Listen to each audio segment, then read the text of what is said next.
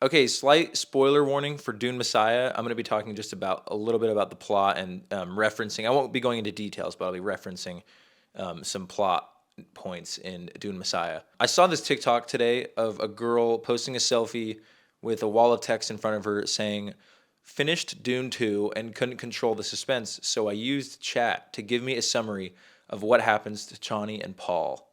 I've already talked plenty about how people that use AI when talking about Dune or generating Dune art just goes against like the entire point of the series and the Frank Herbert's warning towards centralized power and handing over our thinking to thinking machines.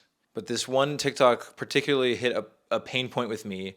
We're at a crazy point right now with AI thinking, getting immediate answers, and how we are engaging with art is changing, and especially younger generations of people that grow up like with not just a smartphone, but like an AI in their pocket that can just answer anything.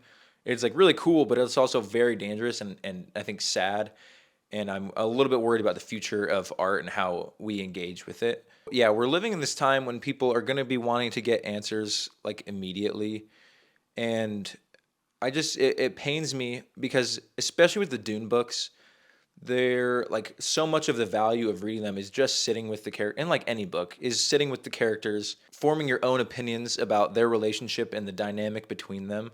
Going after watching two movies and then just going on to ChatGPT and spending 5 seconds writing in like what happens to Paul and Shawnee.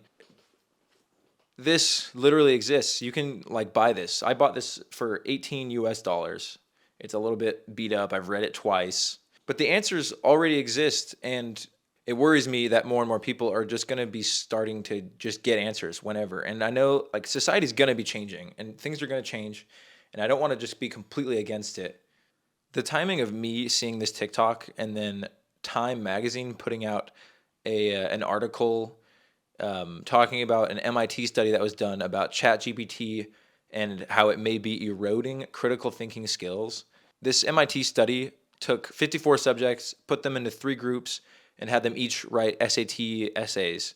One group was allowed to use ChatGPT, one Google, and one nothing at all, just their brains. And they used an EEG to record the writer's brain activity across 32 regions, and found that of the three groups, ChatGPT users had the lowest brain engagement and consistently underperformed at neural, linguistic, and behavioral levels. Over the course of several months, ChatGPT users got lazier with each subsequent essay, often resorting to copy and paste by the end of the study.